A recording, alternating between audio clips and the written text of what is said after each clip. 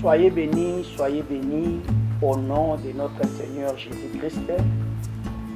Nous voici encore devant la présence de Dieu pour partager avec vous la pensée céleste.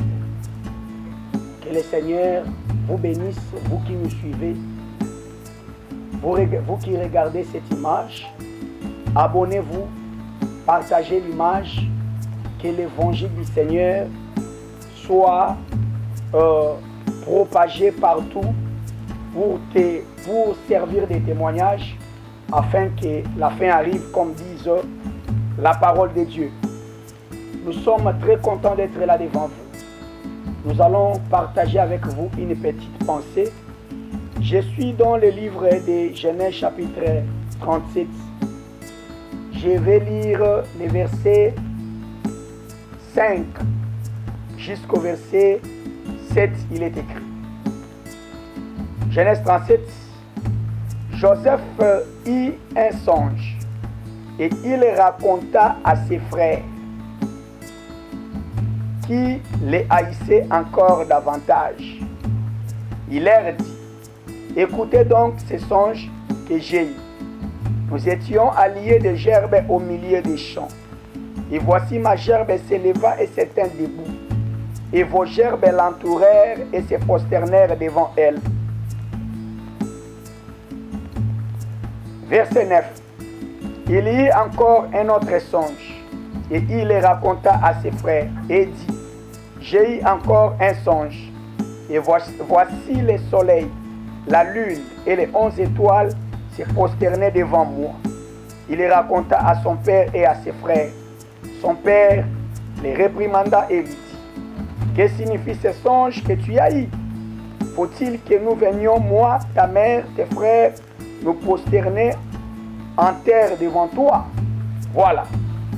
Je crois que beaucoup de prédicateurs nous ont prêché sur ces deux songes, mais par la grâce de Dieu, je voulais vous donner une petite pensée qui est cachée dans ces deux songes.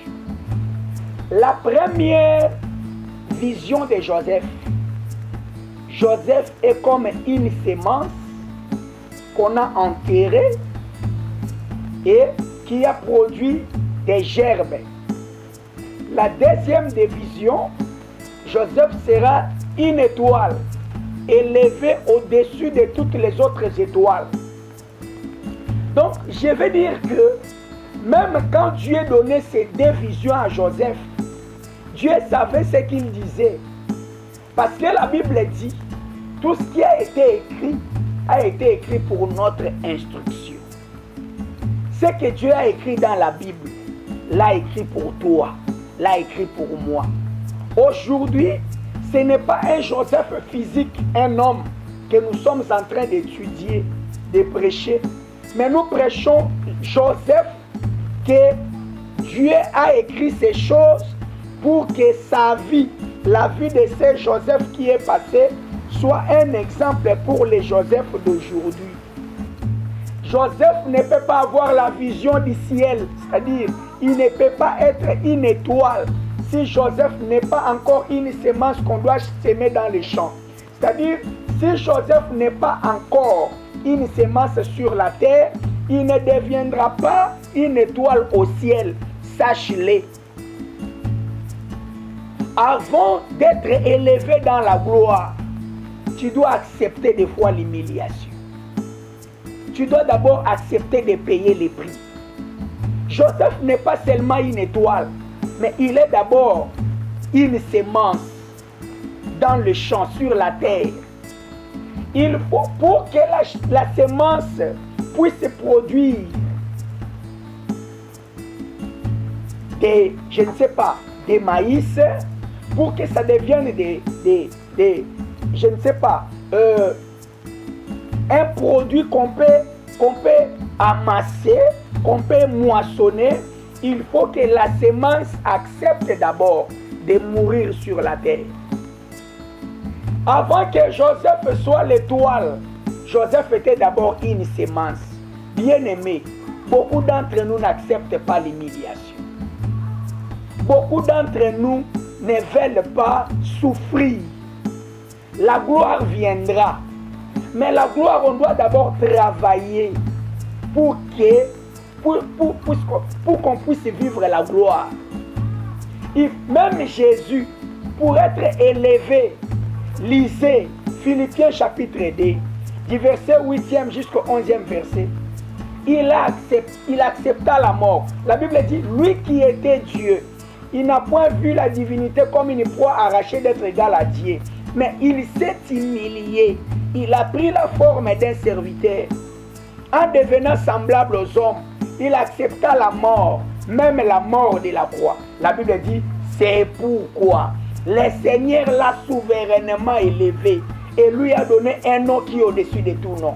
Avant que Jésus soit souverainement élevé comme une étoile au ciel, il a d'abord accepté l'humiliation, la mort honteuse, la mort de la croix. Bien-aimé, la grandeur viendra, mais accepte d'abord ce temps d'humiliation. Quand vous n'aimez pas l'humiliation, la gloire ne viendra pas. Quand vous n'aimez pas l'humiliation, la grandeur ne viendra pas. L'élévation ne viendra pas. Je vous dis la vérité. L'élévation, c'est le fruit de l'humiliation. L'homme doit d'abord accepter de payer les prix. Tous les gens qu'on chante matin, midi, soir, vous savez quels sont les sacrifices que ces gens ont endurés pour devenir ce qu'ils sont aujourd'hui? Si tu n'acceptes pas les sacrifices, tu n'acceptes pas l'humiliation, tu n'acceptes pas de te rabaisser, la grandeur ne viendra pas. La Bible dit, le Seigneur élève les humbles, mais il résiste aux orgueilleux. Ceux qui n'aiment pas l'humiliation ne vivront jamais l'élévation. L'élévation, c'est le fruit de l'humiliation.